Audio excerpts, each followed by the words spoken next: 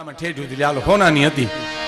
હે દાદુભાઈ નથી લખવું પડ્યું, કવિ દાદને લખવું પડ્યું ને કે બેઠ સમદર તણે બેઠી જાનકી જકડાઈને એ પૃથ્વી એ ડાળી પોપચા સંભારતી રઘુરાઈને દશરથ તણાનંદન હવે ધરતી જ ખાવા થાય છે દૈત્યો તંગા દેશમાં મારા જુગ સમા દિન જાય છે.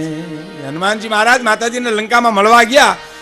એનું એક બહુ સરસ દર્શન હમણાં એક સાધુએ દીધું કે લંકા કોણે હળગાવી. માતાજી પૂછ્યું હનુમાનજીના, લંકા કોણે હળગાવી, તમે હળગાવી? તો ના, બે ત્રણ સંતોના એવા નિવેદનો છે કે મેં નથી હળગાવી, માં લંકા લંકા વાળાએ જ હળગાવી છે, પૂછડું મારું છે, બાકી બધું એનું છે. ગાભા એના, ઘાસલેટ એના, બાંધ્યા એણે, રેડી એણે, દિવાળું એણે મૂકી છે. મેં તો એક મકાન બીજે મકાને ઠેકડા માર્યા છે, એવું કાંઈ કર્યું નથી. એક દર્શન એ છે. અને એક દર્શન એ છે કે સીતાજીના સંતાપથી અને રાવણના પાપથી એવા બે ત્રણ કારણોથી લંકા હળગી છે. પણ હમણાંનું જે નિવેદન છે એ સરસ છે. માતાજી પૂછ્યું ને કે આ લંકા તમે હળગાવી છે? હનુમાનજી કે હળગાવી નથી, હળગે છે, મેં તો ખુલ્લી કરી ખાલી. એમ આ ભડકા તો હતા કેદીના, આમાં આ તો ખુલ્લી હું કરવા આવ્યો, અહીંયા બતાવવા આવ્યો. એટલે બેટ સમદર તણે બેઠી જાનકી જકડાઈને પૃથ્વી ઢાળી પોપચા સંભારતી રઘુરાઈને દશરથ તણા નંદન હવે આ ધરતી જ ખાવા થાય છે દૈત્યો તણા દેશમાં મારા જુગ સમાધિને જાય છે. પણ એક કડી મને બહુ ગમે, આ તો દાદ લખી શકે છે સ્ફટિક મણિના મેલ પણ વસનાર સૌ વિકરાળ છે ફૂલ ફૂલની વાસ પણ સાપો તણી રખવાળ છે. કહે દાદ કંચન થાળમાં આયા પશુ રુધિર પીરસાય છે. હોનાના વાસનો છે પણ અહીંયા પશુનું રુધિર પીરસાય છે. અને અહીંયા ગોકુળમાં શું હતું ખબર? સંસ્કાર હતા એટલે સંપત્તિ ડોકા તાણતી હતી સાહેબ. કૃષ્ણ આવ્યા હતા, સંસ્કાર વિને આવે, માલધારીઓ હતા. હે મયારો કરીને જીવનારો વર્ગ હતો એટલું નહીં. ઓધવજી ગોકુળમાં આવ્યા ત્યારે એક ગોપીએ પ્રશ્ન કર્યો હતો કે તમે ક્યાંથી આવો છો? કે મથુરાથી આવું છું. તમારું નામ શું? તો કે ઓધવજી. તો કે સાંભળ્યું તું પણ જોયા આજે. શું આવ્યા છો? તો કે હું તમને જ્ઞાન દેવા આવ્યો છું. એટલે કે જ્ઞાન નથી જોતું અમારે, તમે જે કૃષ્ણની વાત કરો છો ને એ કોઈક બીજો કૃષ્ણ છે. અમારો કૃષ્ણ તો અમારી હારે ગાયું ચારતો તો એ અમે એની વાતો કરીએ છીએ. વધારે પડતું જ્ઞાન તો ગોટે ચડાવે. 100 ફૂટનો કૂવો હોય તો 150 ફૂટનું શીસણિયું મને તમને પાડે. 105 ફૂટનું જ જોઈએ, ઘડો બુડી જાય એટલું. બાકી વધારે તો ગોટે ચડાવે આપણને. ક્યાં છે અતિ જ્ઞાન ગોટે ચડાવે. અને એટલે કીધું છે કે પ્રીતેથી ભરવા છે મારે તારા પાર. કારણ કે લક્ષ્મીજી એના બે દ્રષ્ટાંત હું તમને કહેવા જાઉં છું, મજા આવશે આપને. એક જણો વાડીએથી આવતો હતો ને ઠેહ લાગીને ઠીકરું ઉડ્યું ને પીળા પાંદડા જેવું દેખાણું. અને એમ થયું કે મડું ખોદવા તો શરૂ નીકળ્યો સોનામર ભરેલો. ઓહો, એક તો કાંઈ ન હોય ને ઓચિતાનું એટલું બધું આવી પડી, જીરવું કેમ? ઓહો હો. પણ થોડોક થૈર મગજનો ખરો ને, એમ થયું કે ધૂળવાળો છે ધરતીમાં કાઢ્યો તો નદીએ ધોઈ આવું, ઉજળો કરી આવું. એ ભરેલો શરૂ લઈ ઘડો લઈ હોનામરનો અને ધોવા ગયો તો ઉપર એવા વરસાદ છે, પાણીનો ખરકો આવ્યો, હાથમાંથી ઘડો મુકાઈ ગયો. હારવારે આનો મગજ મુકાઈ ગયો. મગજ કેવો મુકાણો? બકવાસ ઉપડી ગયો. આવીને ગઈ. આપણે કે જય માતાજી તો કે આવીને ગઈ, ડોળા કાઢે હામો. આપણે કે સીતારામ તો કે આવીને ગઈ. આખું ઘર સમજાવે કે પણ હું આવીને ગઈ. તો કે આવીને ગઈ કારણ કે કમાન્ડ સટ ગઈ, કઈ કરે હું એ બિચારો. આવીને ગઈ સિવાય બીજો લવો ન હોય. અમારે જુનાગઢમાં એક મ્યુનિસિપાલિટીનો કર્મચારી ગાંડો થઈ ગયો હતો, સાહેબ, બનેલી હકીકત. ગાંડો થઈ ગયો ને પછી ઓહરીમાં નીકળી અને શું બોલે ખબર? મ્યુનિસિપાલિટી ટેમ ટુ ટેમ કઈ નંદર વયો જાય એટલું બોલે. 11 વાગે બારો નીકળે, મ્યુનિસિપાલિટી ટેમ ટુ ટેમ કઈ નંદર વયો જાય. કારણ કે ખહી ગયો. શું કરે? આ તો ખયા હોય ને ખબર પડે ને. હવે આને આ ઉપડી ગઈ, આવીને ગઈ. બાપ સમજાવે, માં સમજાવે, હું આવીને ગઈ, એ તો બોલ તો બસ આવીને ગઈ. અને એમાં નીંદરની ફણકી લાગી, ઝોલું આવ્યું, અને ઘરનું માણસ ડાયું, વય નાની અકલ વધુ ઉજ્જવળ, જેના આચાર દેજે એવું દાતાર, તું હચરું માણા હામલા. અર્ધાંગના અડધોર દુઃખમાં ભાગ લે એને કહેવાય, અડધોર ખાઈ એને અર્ધાંગના ન કહેવાય. આપણે 2 લાડવા ખાઈ એની 4 ઉપાડે એને અર્ધાંગના ન કહેવાય. અને વિચાર કર્યો કે નીંદર ગાંડાને આવે નહીં, અને નીંદર આવી ગઈ, ફણકી લાગી નીંદરની, અને કમાઈને ઠેકાણે આવી છે. મોકો જઈને બીજ કે જે બુકે મોતી પ્રોઈ લે તો પ્રોઈ લે, એમ કાનમાં પૂછ્યું, હું આવીને ગઈ? એટલે કમાઈને ઠેકાણે આવી ગઈ હતી. એટલે વાત માની સુરતી થઈ ગઈ. વાડીએથી આવતો હતો. હા, પછી ઠેહ લાગી. ઓહો હો. પછી ઠીકરું ઉડ્યું. હા, પછી પીલા પાંદડા જેવા દેખાણું તો હું ખોદવા માંડ્યો તો ઘડો નીકળ્યો. ત્યાં તો એની પત્નીને લહેર મંડી છૂટવા. ઓહો હો. પછી ધૂળવાળો ભર્યો હતો ને તો નદીએ ધોવા ગયો. આહા. પછી ઉપરથી પાણી આવ્યું, ઘડો મુકાઈ ગયો. બાઈનો મગજ મુકાઈ ગયો. ધોવાય બેન જય શ્રી કૃષ્ણ તો ધોવાય, બેન સીતારામ તો ધોવાય. બોલો કહી ગયો, શું કરો તમે?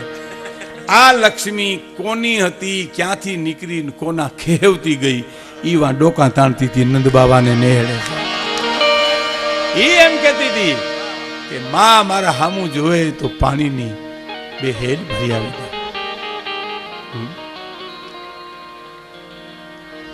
શક્તિ છે સાહેબ, લક્ષ્મી છે એ શક્તિ છે. એ શક્તિનો સદુપયોગ કરો તો જ તમને મને શાંતિ મળે, બાકી ન મળે છે. નારી નારાયણી છે. ઓશો રજનીશ તો એમ બોલ્યા છે કે સ્ત્રી પ્રબળા છે, એ તો એની સહન શક્તિ છે એટલે તમે એને અબળા કરી નાખી છે, બાકી પ્રબળા છે. હા, પણ એ તો સહન કરે છે તમારું એટલે. બાકી હરિચંદ્રની આખી વાર્તામાંથી તમે તારામતીને લઈ લ્યો, શેષ સગાવસાની આખી વાર્તામાંથી તમે ચંગાવતીને લઈ લ્યો, રામાયણમાંથી સીતાને લઈ લ્યો, અને મહાભારતમાંથી દ્રૌપદીને લઈ લ્યો. સાહેબ પુસ્તકો થઈ જાય. હા, સહન જેને કર્યું છે, શક્તિ એ કર્યું છે. એ શક્તિના આપણે ઉપાસક છે. બહુ સહન કર્યું છે. એનો એક પ્રસંગ મારે આપણે કહેવો છે. આ કવિતા પૂરી થાય પછી. ઉભેલી અજાણી નારી લક્ષ્મી લોભાણી, એને પ્રીતિથી ભરવા છે માડી તારા પાણી રે. નંદ રાણી તારા માગણા. માં કેટલા જન્મની આ કમાણી છે એનો પ્રશ્ન છે. કોનો? કવિ દુલાભાયા કાગનો, કે કેટલા જન્મની આ કમાણી છે.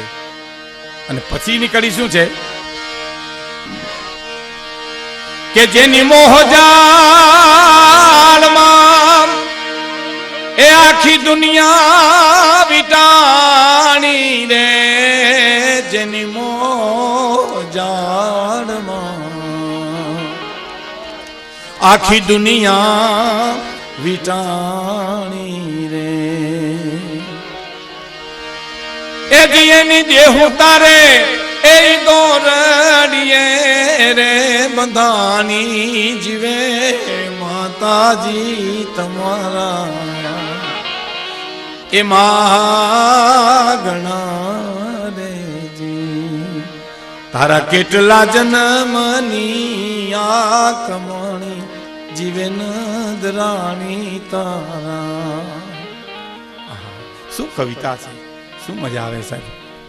આ કવિતા લક્ષ્મણભાઈ જે ભજનો ગાયા, એ કીર્તિભાઈ જે ચરજો ગાવાના છે, એ તમને કેદી નહીં ગમે. એ તમને કહું કેદી નહીં ગમે. જેથી સોનાને કાટ લાગશે, ગંગાજળમાંથી દુર્ગંધ આવશે, અને સિંહ જેથી ખડ ખાહે તઈ તમને નહીં ગમે. બાકી સોનાને કોઈ દી કાટ ન લાગે, ગંગાજળમાંથી કોઈ દી દુર્ગંધ ન આવે, અને સિંહ કોઈ દી ખડ ન ખાય. સાહેબ આ રોજે રોજના ભજનો વાતો અમે રોજ કરીએ તો અમને શેર લોહી ચડે, કારણ કે આ હોનું છે. અને કાટ ન લાગે બાપ. આ તો તમે ગમે એટલી વાર ગાઓ, ગમે એટલી વાર સાંભળો. રજૂઆત વાણી નાજીરની ગઝલ છે ને, વાણી ઉપર વ્યવહાર માનવીનો. એવા વેણ ને કાઢો કોઈના દિલમાં ઠેસ વાગે. તોતડી જીભ હોય ને, તોતડી તો એ આપણો વાંક નથી, ઈશ્વરે દીધેલી ભેટ છે. પણ તોછડી હોય ને તો એ આપણો વાંક છે. જીભ તોતડી હોવી જોઈએ, તોછડી ન હોવી જોઈએ.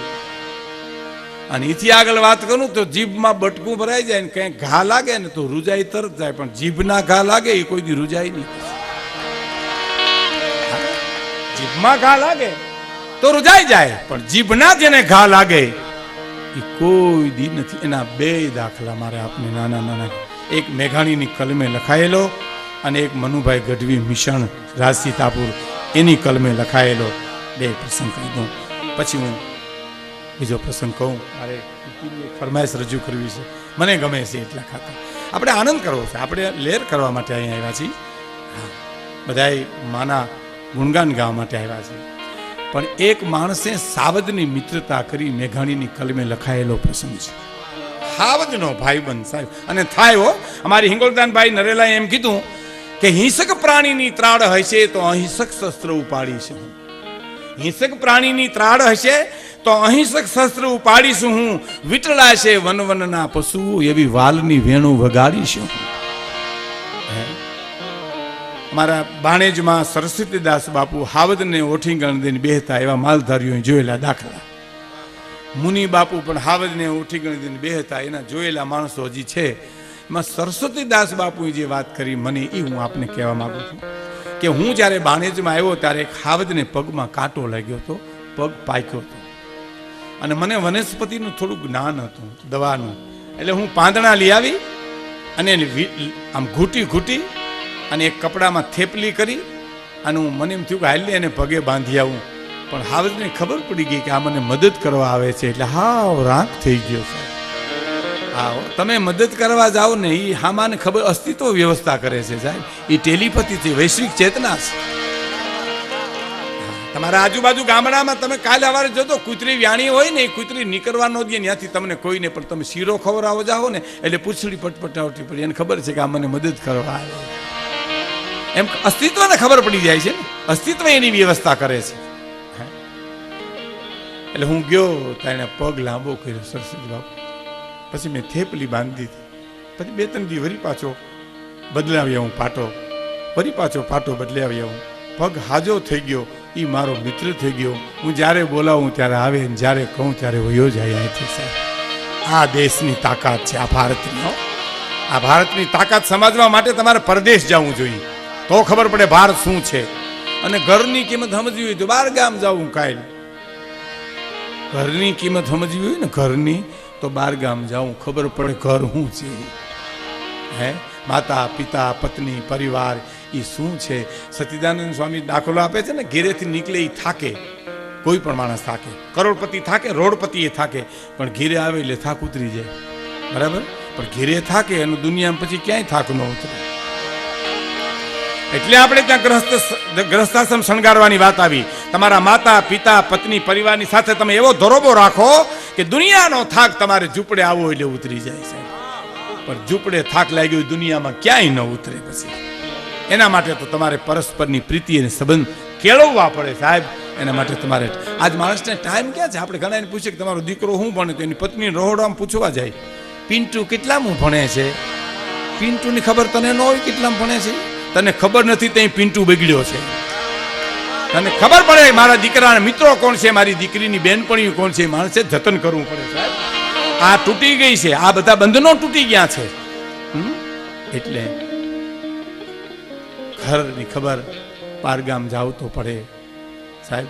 હું તમને નામ લઈને દાખલો આપું. ભરતસિંહ સરવૈયા મારા મિત્ર છે, રિટાયર્ડ ડીએસપી ડીવાયએસપી અહીંથી આ વડોદરામાં, બહાદુર ઓફિસર સાહેબ. એની જ ઘટના હું તમને નામ લઈને કહું છું. એ કુટુંબની સાથે છોકરાઓ અજય પ્રદીપની હારે વોલીબોલથી રમે, દડેથી રમે, નોકરીમાંથી આવે એટલે નોકરીનો પટ્ટો મૂકી દે. ઓફિસર પણ વયું જાય બધું. ઓફિસર પણ કાયમ ન રહેવું જોઈએ, કલાકાર પણ કાયમ ન રહેવું જોઈએ. 3 કલાક પૂરતા અમે કલાકાર છીએ, બાકીનું જીવન અમારું બીજું હોવું જોઈએ. અમારા પરિવારની સાથે, અમારા વ્યવહારની સાથે બધું હોવું જોઈએ. 3 કલાક પૂરતા અમે કલાકારો બરાબર છે. બિલ્ડર પણ માથે સવાર ન થવું જોઈએ સાહેબ. ઓફિસર પણ સવાર ન થવું જોઈએ. એ ભરતસિંહભાઈ મને વાત કરી કે ડીવાયએસપી તરીકે હું જ્યારે રિટાયર સુરતથી થવાનો હતો અને હું ગયો એટલે મારે તો ચાર્જ સોંપી દેવાનો, વાહને સોંપી દેવાનું. એ બધું સોંપીને ઓફિસની બહાર આવ્યો ને તો મારા 2 દીકરાની વહુ અને મારા પત્ની ગાડી લઈને ઊભા થયા. મેં એમ કીધું કેમ તમે? તો કે બાપુજી આ તમે રિટાયર થવાના ને એટલે પટો સત્તા બધું વયું જાય, તમને ઓછું ન લાગે એટલે અમે ગાડી લઈને તમને તેડવા માટે આવ્યા છીએ. આ જીવન છે, આ જીવન છે. જીવન આ હોવું જ જોઈએ. આપણે કહેવાનો મારો અર્થ એ છે કે પ્રેમ છે એ જીતી લે માણસ. પ્રેમ છે એ જીતે. પ્રેમ ખેર જીવન અને જગત જીવન છે ને આપણા હાથમાં હોવું જોઈએ, કોકની હાથમાં ન હોવું જોઈએ. જીવન આપણું, આપણા ફળિયામાં આપણું જ હાલવું જોઈએ. એમ આપણું જીવન આપણા હાથમાં હોય. મને 50% એમ કે તમારી ઉંમર થઈ ગઈ ને પ્રોગ્રામ બંધ કરી દો, બરાબર.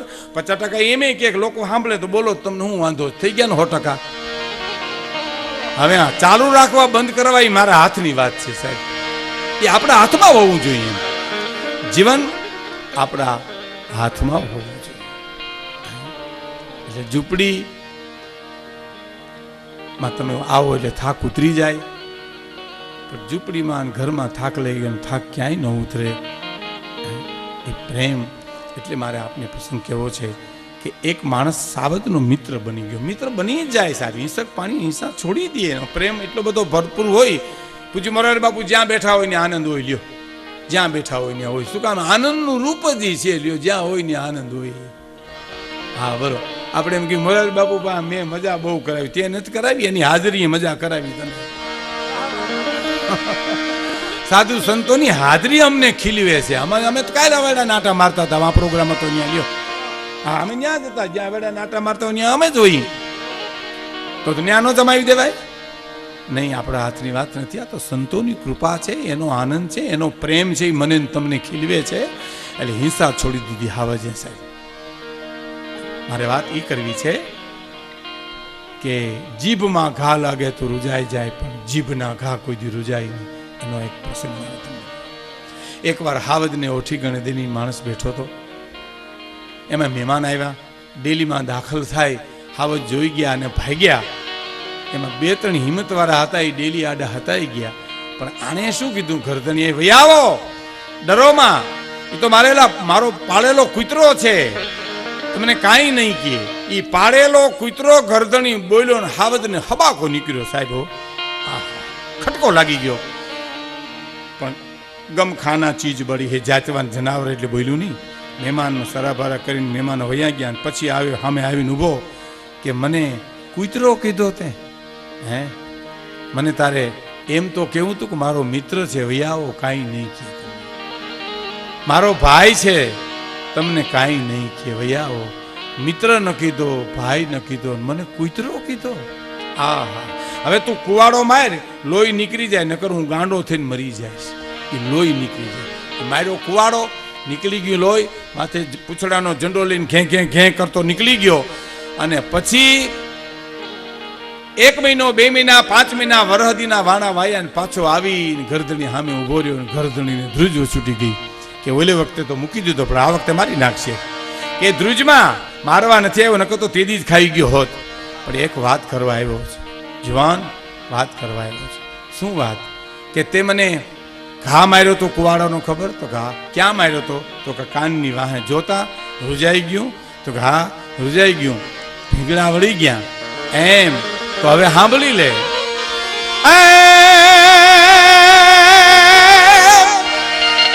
જન જાતિકા જીકેલો હોય તો કોઈ દી લાંબે દીએ રૂજાય, પણ કવેન કીધા હોય એના ભીંગળ વળે નહીં ભાણના. પણ જેને કવેન કીધા હોય, અરે રે, એના ભીંગળ વળે નહીં ભાણના. તે ઘા માર્યો, એ રજાઈ ગયું, ભીંગડા વળી ગયા, પણ તે મને કૂતરો જે કવેણ કીધું નહીં, હજી મને ખટકો લાગી ગયો છે. આ મેઘાણીની કલમે. પણ સોનાવા ટકરી પુસ્તકમાં એક મનુભાઈ પ્રસંગ લખ્યો, રાજ સીતાપુરનો. બહુ સરસ છે. મારી માતાઓ, બહેનો, દીકરી બેઠી હોય હું ખાસ કહું છું, એક તો કોઈ દિવસ દીકરાની વહુને કે કોઈ દી કોઈને કવેણ ન કહેવું સાહેબ.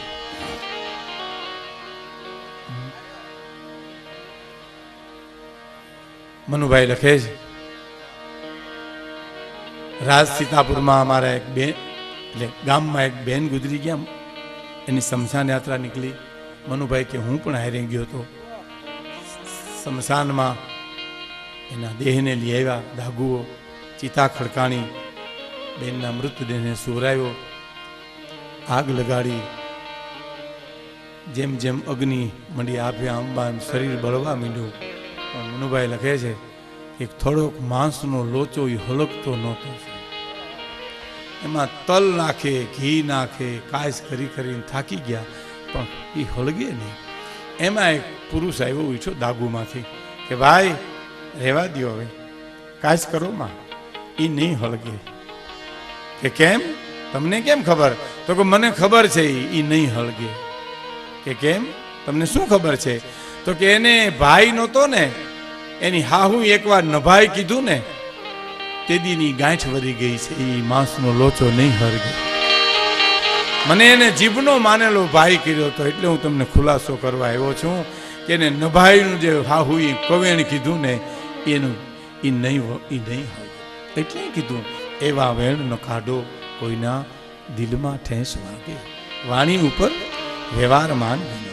તારા કેટલા જન્મની કમાણી ભગત બાપુની પ્રશ્નોની હારમાળ હાલી, પણ પછીની કડીમાં ભગત બાપુને જવાબ મળી ગયો. શું જવાબ મળ્યો? કે બેઠી જુગ જુગ માડી એ જી ચોપડા તું બાંધી રે, બેઠી જુગ જુગ માડી ચોપડા તું બાંધી. આજ તારી પતિ ગઈ બધી એ તારી ઉઘરાણી, જીવે નંદ રાણી તારા એ માગણા રે. હે નંદરાણી, તને માં તું અખિલ બ્રહ્માંડ નો માલિક મારે આંગણે રમવા આવશે, એકવાર આવશે, એકવાર આવશે. અને આવ્યો અને ખાતું ચૂકતે કરીને વયો ગયો. એની સાબિતી શું? ખાતું ચૂકતે કરીને વયો ગયો એની સાબિતી શું? સાબિતી જોઈએ ને આપણે ત્યાં અફવા બહુ નીકળે. અફવા એવી નીકળે ભાઈ, એની વાતો કરો બે ઘણી આવે, પણ રાજા સાહેબ એક અફવા નીકળી હતી કે સાવરકુંડલાના મેપા વણકરને ભગવાન મળ્યા અને ભાવનગર મહારાજને કાને શબ્દો ગયા ને આખો રસાલો લઈને સાવરકુંડલા આવ્યા હતા. અને મેપા વણકરને પૂછ્યું હતું તને ભગવાન મળ્યા? તો હા બાપુ મને મળ્યા. તો એની સાબિતી તો તમે અહીંયા આવ્યા, ઈ 18 હે પાદરનો ધણી વગર બોલાયો મારે ઘીરે આવે, એ મને ભગવાન મળ્યા. હા, આમાં તમારા અંદરમાં તમને ઈશ્વર પ્રાપ્તિ થાય ની ખબર કેમ પડે? એ તો આખું રહેણી કેણી તમારી ફરી જાય સાહેબ. ઉદરમાં સંતાન હોય, જે માની રેણી કેણી ફરી જાય, એમ જેને સત્ય લાધી જાય એની આખી રેણી કેણી ફરી જાય. તો આની સાબિતી શું? કે કાગફળિયામાં તારા એ ફરયાણ વાણો રે, કાગફળિયામાં તારા, કાગફળિયામાં તારા એ ફળિયાળવાનો રે, એ જી હું તો સરજો નહીં તારા પગથિયાનો એક પાણો, જીવે નંદરાણી તારા. અહીંયા નંદરાણી છે, અયોધ્યામાં માં કૌશિલા છે. એક વાત કહીને હું મારી વાત પૂરી કરું. ભગવાન કૃષ્ણ મથુરા ગયા પ્રેમદાસ બાપુ, અને યુદ્ધ વખતે જ્યારે ગદા પદ્મ ચક્રધારી સુદર્શન ચક્રધારી હથિયાર સજ્જ કરીને દેવકીને પગે લાગવા ગયા ને, દેવકીમાં રોઈ પડ્યા છે. અને ભગવાન કૃષ્ણ પૂછે છે માં રડવાનું કારણ શું? હું યુદ્ધમાં જાઉં છું એમ? તો ના, યુદ્ધમાં તું જાય એમાં હું થોડી રડું કોઈ દિવસ. પણ તો રોવાનું કારણ કે રોવાનું એક જ કારણ છે બેટા, કે મારે તો તને હથિયારધારી કૃષ્ણ જોવાનો જ ભાગ્યમાં આવ્યો ને બાળ કૃષ્ણ તો જશોદાના ભાગ્યમાં વહી ગયું, એને રમાડ્યો તને. મારે તો તને હથિયારધારી કૃષ્ણ જોવામાં આવ્યો. એ શક્તિ છે. એનો એક પ્રસંગ મને ગમે છે. પ્લીઝ થોડી 10 મિનિટ શાંતિ રાખો એટલે હું રજૂ કરીને વાત મારી પૂરી કરું. પણ ભગવાન બુદ્ધ જેથી ઘર છોડી અને નીકળ્યા ને, ત્યારે યશોદરાના પડખામાં એક વરહદીનો રાહુલ હૂતો હતો. અને ભગવાન બુદ્ધ નીકળ્યા, એક પગ ઘરમાં ને એક ઓસરીમાં વાહે જોયું તો વિચાર આવ્યો કે રાહુલનું કોણ? એ જ ક્ષણે યશોદરા પડખું ફરીને માથે હાથ પીડ્યો ને સંકેત થઈ ગયો કે એની વાહે હું છું એમ. અને બુદ્ધ નીકળી ગયા, આપ જાણો છો. અને પછી તો વિહાર કરે છે. ઓહો, એની વચ્ચેની એક વાત કરી દઉં. બાપુની રાજકોટમાં 18 વર્ષની કથામાં ગુણવંત શાહ બોલવા આવ્યા હતા. એને એક વાત કરી, તમે સાંભળી હતી છે પણ ન સાંભળી તો હું તમને કહું કે એક ગામમાં ભિક્ષા લેવા જવાના હતા ને થોડાક દી રોકાવાના હતા ને એક વિરોધીનો એક માણસ હતો. એને ખબર હતી કે બુદ્ધ અહીંયા આવવાના છે એટલે એની પત્નીને એમ કીધું કે એને આ ડેલીમાં ઘરવા દેતી નહીં અને ઘરમાં ડેલીમાં કદાચ આવી જાય તો કોઈ ભિક્ષામાં એક પણ દાણો દેતી નહીં, તું અનાજનો કોઈ પણ. અને તે વખતે પતિનો હુકમ એટલે કરફ્યુ ગણાય સાહેબ કે નહીં આપવું એમ કે બાર ગામ વયો ગયો. બુદ્ધ આવ્યા, ભિક્ષા દેહમયા, અને બાઈ જવાબ આપે છે. ગુણોદય બહુ સરસ વાત કરી હતી. શું કીધું ખબર? મહારાજ આપને આપી શકું એવી કોઈ વસ્તુ મારા ઘરમાં નથી, મને માફ કરજો. ગયા ગયા. બીજે દિવસે આવ્યા, ભિક્ષા દેહી, ઈ જ જવાબ, મારા ઘરમાં કોઈ વસ્તુ એવી નથી તમને હું આપી શકું. વયા ગયા. ત્રીજે દી આવ્યા, ઈ જ જવાબ. ચોથે દી આવ્યા, ઈ જ જવાબ. પાંચમે દી આવે તા ઓલો એનો દુશ્મન જે માણસ હતો આવીને ઓહરીમાં બેસી ગયો હતો, પણ એ પત્ની પાસે જાણી લીધું આવે છે, તો આવે છે ભિક્ષા લેવા, પણ હું કાંઈ દેતી નથી એમ. તો હા આજે આવશે તો ખબર નહીં. અને બુદ્ધ આવ્યા ફળિયામાં, ભિક્ષા દેહી. અને ઓલો માણસ જે ન બોલવાનો મીડ્યો બોલવા, મહારાજ તમને શરમ છે કે નહીં? 4 દિવસે મારી પત્ની ના પાડે છે, એમાં ખબર નથી પડતી તમને? અમારે આ ઘરમાં ઘણું છે પણ તને દેવું નથી, અને તું ધરાર આવ્યો અમારા ફળિયામાં. બહુ બોલ્યો, પણ બુદ્ધે જવાબ આપ્યો ને એ બહુ સરસ છે. આ જીવનમાં ઉતારવા જેવો છે. આ ભારતીય સંસ્કૃતિના મૂલ્યો છે. આ શું કીધું ખબર? ભાઈ હું ભિક્ષા લેવા નથી આવતો, પણ તારી પત્ની જે રીતે મને વિવેકથી ના પાડે છે ને એ સાંભળવા આવું છું. એ મને જે રીતે ના પાડે છે ને એ સાંભળવા આવું છું. અને ત્યાંથી આગળ નીકળ્યા. બુદ્ધને કોઈ કીધું અંગુલીમાં લૂંટારો માથા કાપે છે. એ વાત તો આપણે પાઠ્યપુસ્તકમાં આવી હતી, પણ મારે એનું એક દર્શન આપને દેવું છે, કરવું છે. મેં જે સાંભળ્યું છે એ. અને એમ કીધું કે ત્યાં જાતા નહીં, અંગુલીમાલ તમારું માથું કાપી નાખશે. એટલે બુદ્ધ કે જવાનો નહોતો, પણ હવે તમે કીધું એટલે તમારે જવું જ પડશે ત્યાં એમ. અને ગયા એટલે સામે અંગુલીમાલ ઊભો હતો ને એને ખબર પડી કે આવે છે. એટલે કીધું, એક જ માથું ઘડતું હતું, હાથમાં હથિયાર લઈને ઊભો હતો. ભગવાન બુદ્ધને શું કીધું? થોભી જાઓ. ભગવાન બુદ્ધે જવાબ શું આપ્યો? હું તો થોભેલો જ છું, થોભવાની તારે જરૂર છે. હું તો થોભેલો છું. આગળ આવ્યો, શું કહો છો? માથું કાપવું તારે? તો હા કાપી લે, હું માથું કપાવવા માટે આવ્યો છું. અને હથિયાર ઉગામી પહેલા બુદ્ધે કીધું કે ડાળ છે ને ઝાડની એ કાપીને મને દેને, પછી માથું કાપી લે. ડાળ કાપી દીધી પગમાં. હવે તો હવે એક કામ કરે, આ ડાળને ચોંટાડી દે, પછી માથું કાપી લે. તો કે ઈ કેમ બને? તો કે કોકને જીવન આપ્યા છે કે માથા જ કાપ્યા છે? હા, માણસને માર્યા છે કે કોઈને જીવન આપ્યા છે? એ પગમાં પડી ગયો ને એ સ્વામી આનંદ એનો શિષ્ય થયો.